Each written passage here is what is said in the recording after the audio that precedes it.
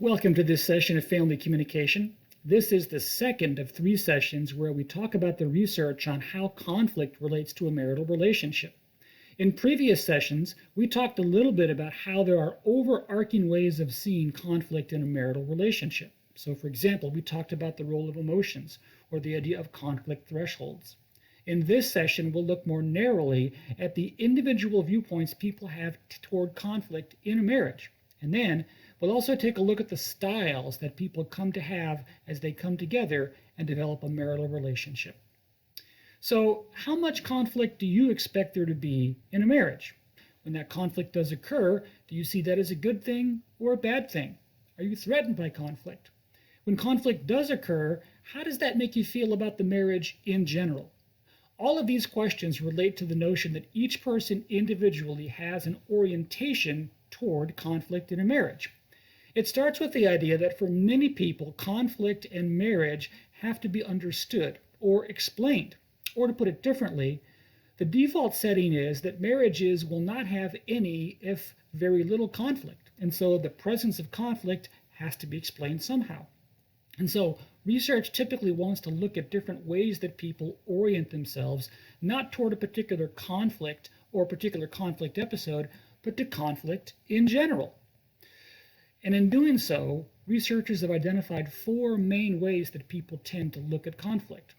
And talking about these ways of identifying conflict is important because what we find is that marital satisfaction is very closely tied to how you see conflict. So, for example, if you don't expect there to be much conflict in a marriage, and then you find yourself in a marriage where there is much conflict, we would expect that marriage to be less satisfying than it otherwise would be. In a similar fashion, we also might take a look at how the people in a marriage are matched. That is to say, if you have the view that conflict ought not to occur in a marriage, and your spouse has a view that says, conflict is going to happen, then that's a mismatch. And that might influence not only how you handle conflict, but how you see the larger context of the relationship. In fact, these 4 views toward conflict tend to be really more centered around the role of conflict in a marital relationship. It's like zooming out and seeing the broadest possible picture. So, for example, the first view or the first orientation toward conflict that many spouses have is what's called conflict as a sign of marital dysfunction. The notion here is that marriages are supposed to be relatively conflict-free. And so therefore the presence of conflict, and especially the presence of significantly negative conflict, must be an indication that something larger is wrong in the relationship. So symbols of relational dysfunction really start with the idea that conflict is something to be avoided, that it's almost always a negative thing, and that its presence is a symptom of a larger problem.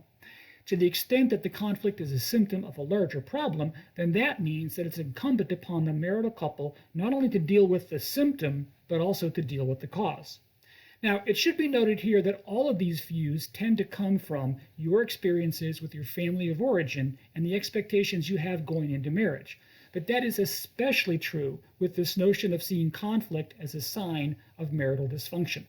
You see, people that see conflict as a sign of marital dysfunction oftentimes came from homes where there was relatively little conflict, or at least little conflict that you observed between your family of origin. Oddly enough, it's also possible for people that come from conflict-ridden families of origin to also see conflict as a sign of marital dysfunction. That's because they had a front row seat to their parents' miserable marriage. They saw the fighting, they heard the arguments, they knew that those 2 things went together, a bad marriage and a lot of conflict. And so then when they later get married, when they see conflict in their relationship, they're more prone to see that as a sign of marital dysfunction. Now, because people that have this particular orientation to conflict do see conflict through such a dim lens, it's not surprising that communicatively, these individuals tend to try and do what they can to deny the existence of a conflict. Or they'll tend to not bring things up for fear that they might start a conflict. These types of things are done because they see conflict as dysfunctional. And so there's an inability to separate a particular conflict episode or the topic of a conflict from the larger relationship. Of course, we know from a lot of research that you have to make that separation. In fact, we'll talk a bit later on in this session about research that finds that, surprisingly, some marriages can have a rather high frequency of conflict and still be stable, healthy, satisfying marriages. But for now, let's just rest with the idea that one way of seeing conflict is to see it as a symptom of a larger dysfunction within a marital relationship. A second way that some people tend to see conflict is as a threat. Individuals that see conflict as a threat in a marriage are those individuals that often see conflict as inherently negative. But more narrowly, the conflict is a threat to their security, or it's a threat to their ability to control what's going on in the marital relationship. We know that people's sense of security is very important, and in particular, it's important in a marital relationship. Because husbands and wives are so closely tied together, because it's till death do us part, the notion of whether you are secure in your marriage becomes a very important one. Well, for people that see conflict as a threat, they see the conflict as a threat to that sense of security. The conflict puts them in a situation where they have less control. They might lose an argument, or the conflict might be such that it makes them feel badly about themselves. And so therefore, as a threat, conflict is something to be avoided. And so, in a similar fashion, communicatively, these individuals, like the ones that see conflict as a symptom of dysfunction, they tend to avoid conflict. But interestingly enough, they also tend to overreact in the midst of a conflict. They oftentimes tend to find themselves in situations where the smallest things end up being turned into larger things. A third view that many people have toward conflict in a marital context is to see conflict as inevitable. These individuals recognize that two human beings can't live together in a long-term relationship without there being conflict. It's bound to happen.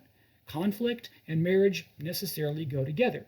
Now, these individuals tend to take a rather pessimistic view of conflict, and because of that, oftentimes these individuals don't see the benefit to conflict. Many of them will half-heartedly engage in conflict. Others of them will engage in conflict with gusto. But one shining thing about these individuals is that they tend to see conflict as having an end. And so oftentimes these individuals are quite happy to kiss and make up, or to somehow put the relationship back on firm footing. Individuals that are inevitable in their view of conflict will engage in all sorts of communicative behaviors doing conflict. But one thing that's interesting is that much research finds that these individuals don't have as much adherence to the rules that contain the conflict. These individuals, because they see conflict as inevitable, oftentimes have a fatalistic approach to conflict. And so they will say things or do things in the midst of the conflict that can be quite destructive, because after all, the conflict is inevitable. And so if they play nice during the conflict, or if they don't play nice during the conflict, it really doesn't matter, because the conflict is going to occur no matter what. Now, the first two views that I've talked about, a symptom of dysfunction and a threat, the more you have those two views, the more likely you are to find yourself in an unsatisfying marriage, because when the conflict is there, that conflict has so much read into it. With this third view, this notion that conflict is inevitable, it's unrelated to marital satisfaction. Or to put it differently, marital satisfaction is a product of many other things, but not necessarily this particular view of conflict as inevitable. And then finally, fourth, we find that some individuals view conflict in a marriage as a game. It is inevitable, perhaps, or maybe not inevitable, but when the conflict does occur, it's a game. It has rules. It has particular matches. It has clear-cut winners and losers. And so if you know the rules, and if you can understand that this particular episode kicks off a conflict match, so to speak, then you engage in that conflict and you play according to the rules of the game. And you play to win. Now, communicatively, you may do all kinds of things, whatever it takes to win the game. If you and your spouse have constructed some rules that allow you to raise your voice, you'll raise your voice. If you and your spouse have constructed some rules that allows for fair fighting where you don't bring in outside things, then you don't bring in outside things. The key to this is that you come to understand what the rules of engagement are for this conflict, and it becomes a kind of game. Now, you might think that from this description that this viewpoint toward conflict in a marriage correlates with marital dissatisfaction. It doesn't. Much like that previous one we talked about with the inevitability of conflict, there's no clear-cut relationship in the research between this view of conflict and marital satisfaction or dissatisfaction. Instead, marital satisfaction or dissatisfaction seems to stem from a number of other things. Well, what might those other things be? Well, fortunately, a lot of research has given voice to that. And that takes us to the second of the broad topics of this particular session. Let's talk a little bit about what we would call the communicative or conflict styles that husbands and wives adopt as they do interpersonal conflict. And here we rely extensively on the research of the country's foremost marital researcher with respect to communication, Dr. John Gottman. Gottman talks about there being two particularly important considerations when it comes to conflict in marriages. Gottman says that married couples will have a kind of amalgamated style. That means that when the two people come together in a marital context, you not only have their individual views toward marriage, or maybe their individual styles of handling conflict, but as the two of them become a married couple and they engage in conflict together, the two of them create this style that supersedes their individual styles and to some extent supersedes even those individual views of conflict. Or to put it differently, those four views of conflict I just talked about, they're individual. What we're about to talk about with John Gottman's research is couples-based. And so for Gottman, couples tend to have a particular conflict style. In fact, in a moment, we'll give voice to 5 of those styles that Gottman has found correlates either with marital satisfaction or marital dissatisfaction. But the second idea in Gottman's research, which is really important, is the idea of positive to negative interactions. Gottman believes that in the midst of a marital conflict, you can say or do things that either are positive or negative. Now, that is an idea that we've bumped into previously, as for example in the last session when we talked about positive or negative reciprocity patterns. But Gottman takes it one step further. Gottman's interested in the ratio or the proportion of positive to negative communicative behaviors. One of the things that Gottman finds consistently in his research is that most marriages either are balanced or not balanced with respect to these positive or negative interactions. So one of the clearest findings in Gottman's research is that there needs to be a healthy 5-to-1 ratio, meaning for every 1 negative interaction, there are 5 positive interactions. Now, most narrowly, Gottman believes this is true in the context of marital conflict.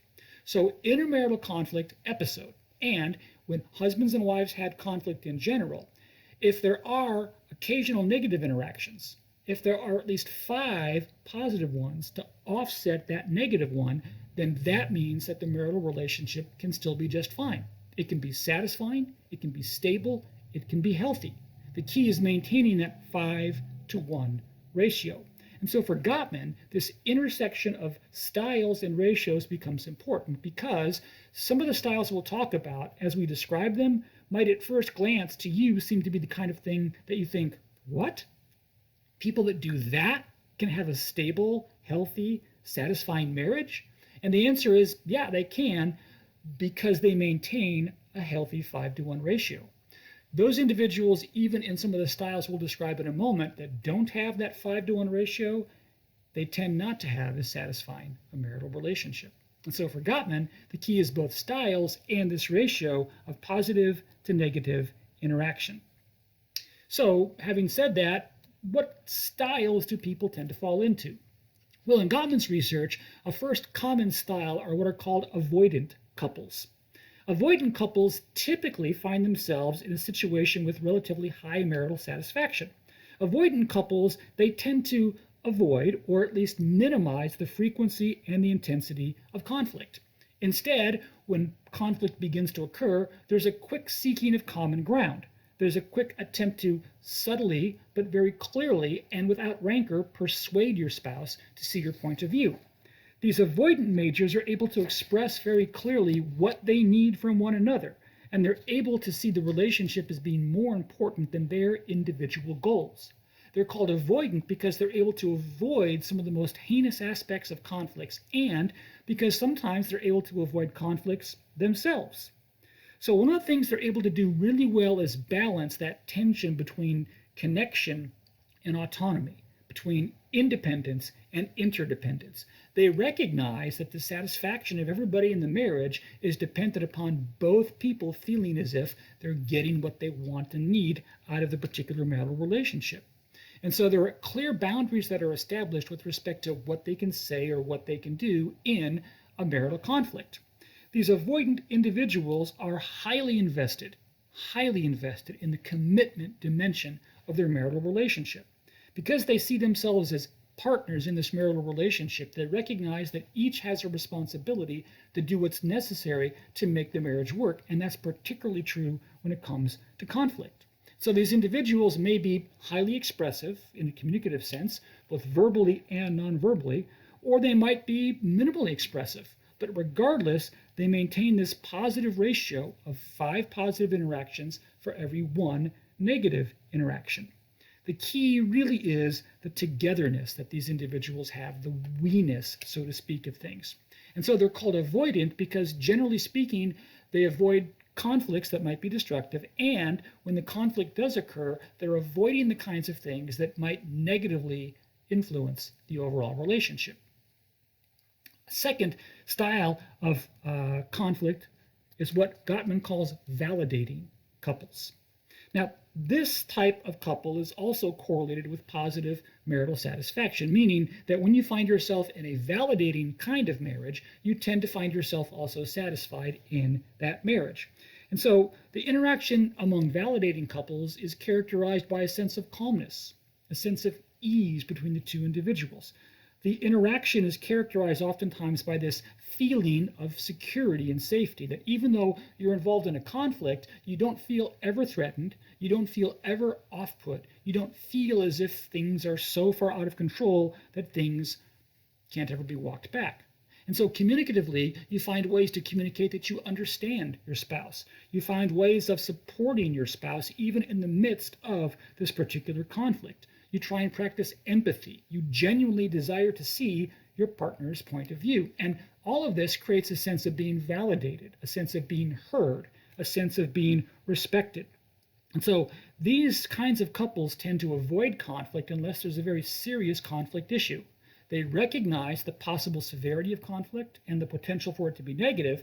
And so, like avoidant couples, they're able to go around it. But the difference is that these validating couples are more likely to find themselves involved in a conflict.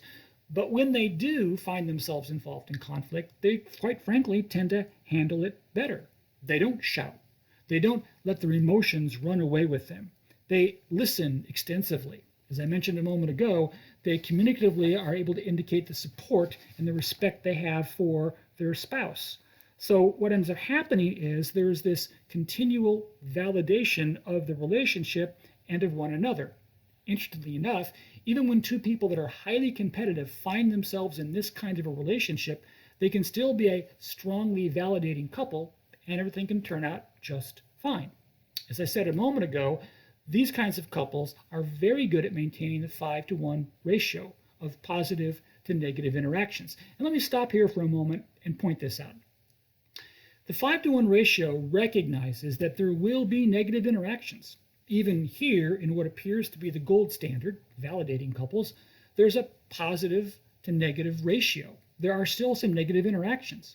You see, Gottman's research recognizes that people are human and that there inevitably will be some negative interactions. You'll just say things that are going to be hurtful. You'll just do things that you really don't intend to do, or sometimes you do intend to do them. Regardless, those negative interactions can be offset by the positive interactions. This is a good opportunity for me to point this out before we press on. What counts as a negative interaction or a positive interaction is idiosyncratic and universal. So, for example, we know that ridiculing is clearly a negative interaction. We know, for example, that complimenting someone is a positive interaction. We know, for example, that expressing support for someone by being able to empathize with them is a positive interaction. We know, for example, that mocking someone is a negative interaction. We know that belittling someone is a negative interaction, or walking away from them in the midst of their comment is a negative interaction. But we know, for example, that practicing active listening is a positive interaction. And so the key is to say universally, we do know what are some illustrations of positive to negative interactions, but idiosyncratically, some people classify communicative behaviors as being positive or negative. So, for example, some people might classify a heavy sigh as being a negative interaction because someone hears the sigh rather, and interprets that as being a kind of criticism. Now that might be idiosyncratic to this person, but to the other person in the house next door who hears a sigh from his or her spouse, it's not interpreted that way at all. The key, of course, is to figure out for you, or in the confines of your relationship, what counts, what's interpreted as a positive or a negative interaction. So if you take something nonverbal, as simple as looking someone in the eye, for some individuals that counts as a positive kind of interaction. For other individuals, it doesn't even register. So the first two types of marriages are important, not just because they're both correlated with marital satisfaction, but also because they give us an opportunity to glimpse the power of the ratio of positive to negative interactions. So let's move on to the third kind of marital style. Gottman calls these volatile couples. And as you might guess from the term volatile, these individuals are rather different from validating and from avoidant couples. Now, strangely enough, what we're about to describe is also a marital style of conflict that correlates with marital satisfaction. Or to put it differently, the type of couple we're about to talk about oftentimes finds themselves in very healthy, very satisfying marriages. So volatile couples are intensely emotional individuals. During a conflict, they oftentimes will get a little bit heated. There might be a lot of gesturing and raised voices and a lot of impassioned conversation. There is an attempt both at persuasion and maybe even a little coercion. Or to put it differently, the conflict may be hot and heavy, but at the same time, there may also be some laughter, and there may also be some amusement. There may also be humor. Individuals in volatile relationships oftentimes enjoy arguing. They like to debate things back and forth. The mixing it up aspect of a conflict is not something that is threatening to them. It's not something that's off-putting to them. It's something that they really would rather enjoy. There's a lot of honesty in volatile couples.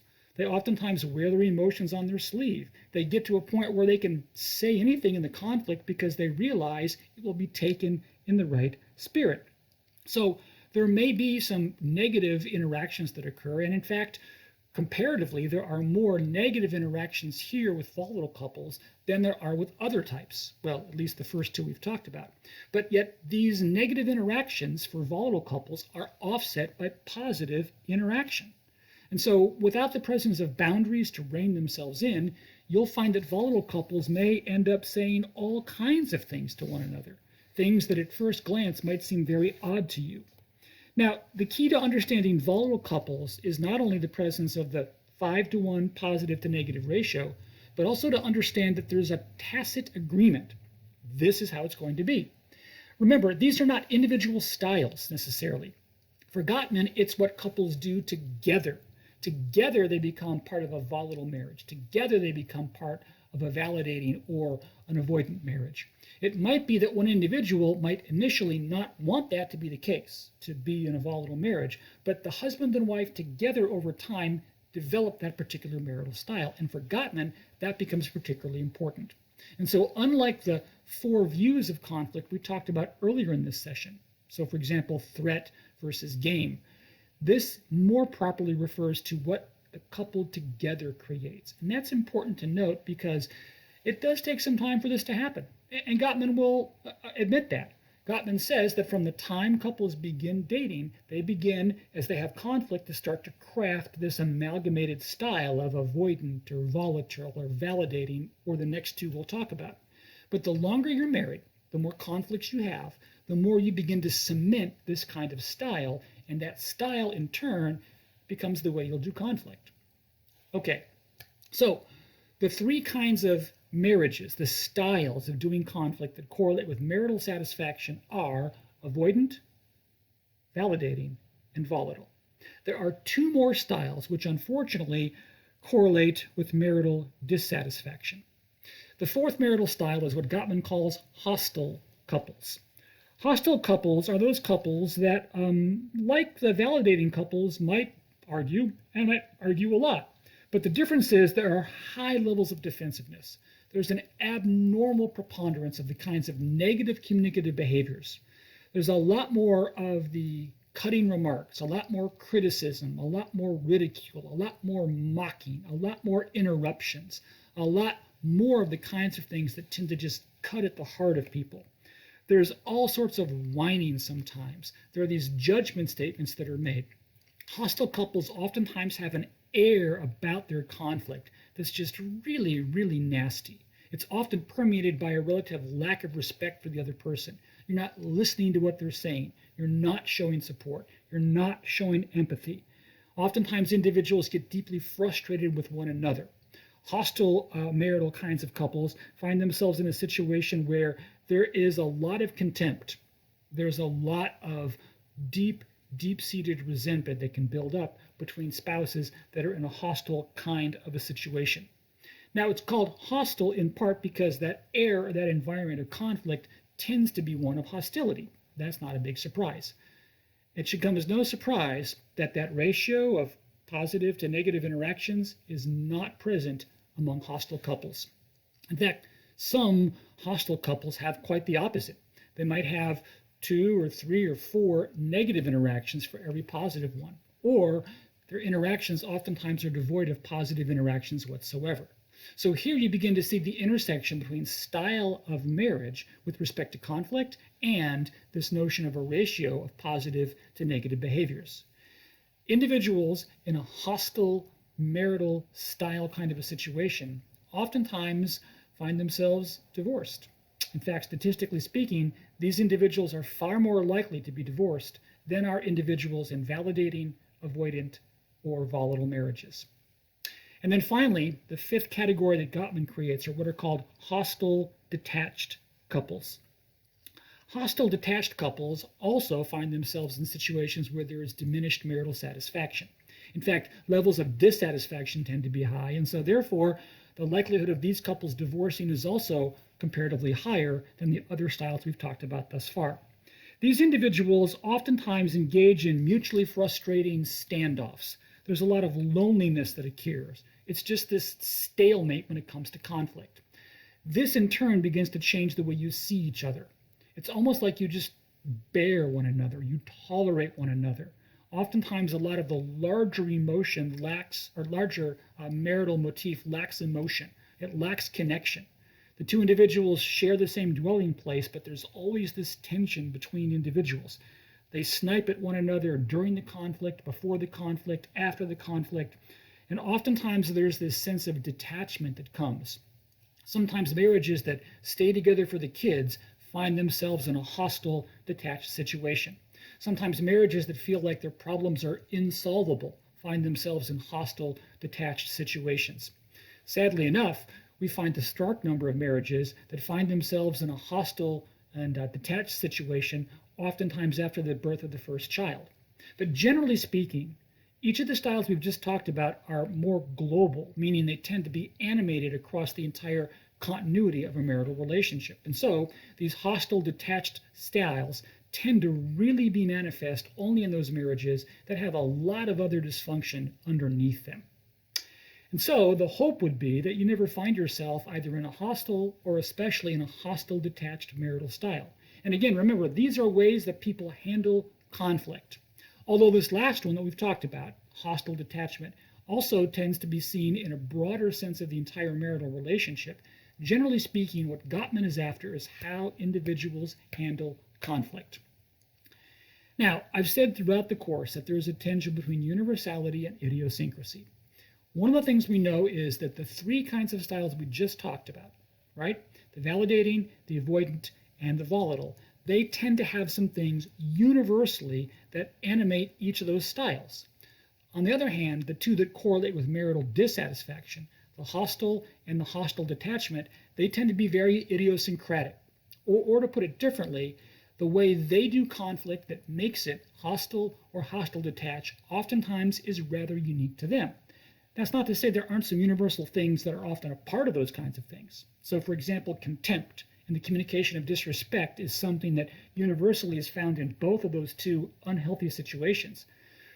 But more often, we find that spouses craft this hostile detached style that is unique to them, that looks differently for them than it might for other individuals. So in the big picture, Gottman believes that marital couples create an amalgamated kind of a style that animates the way they do conflict. And speaking into that is this ratio of positive to negative communicative interactions or behaviors. And so the key for Gottman is not so much the presence of conflict or even the frequency of conflict. It's how it's handled. And it's how the couple together creates a style that either ends up correlating with marital satisfaction or marital dissatisfaction, in part because of the presence of these positive or negative communicative interactions. And so the takeaway from all of that is to say it's really important to be able to keep an eye on the presence or absence of communicative interactions that are positive or negative. What are those interactions? How do those interactions play out? When are they likely to occur? And what is the effect of those interactions? And then second of all, each individual themselves tends to have their own view of conflict in a marriage. If you see conflict as a threat and your spouse sees conflict as inevitable, well, then that portends rather challenging things for the two of you. And so when you put all this together, you begin to see that conflict in a marital context can be a rather tricky proposition. It is both universal and also idiosyncratic, but whatever else it is, it's clearly related to marital satisfaction. And so, in the final session that we talk about with respect to conflict in a family setting, we'll talk next time a little bit about how conflict between spouses affects kids. And we'll also talk about the conflict that might occur between parents and children.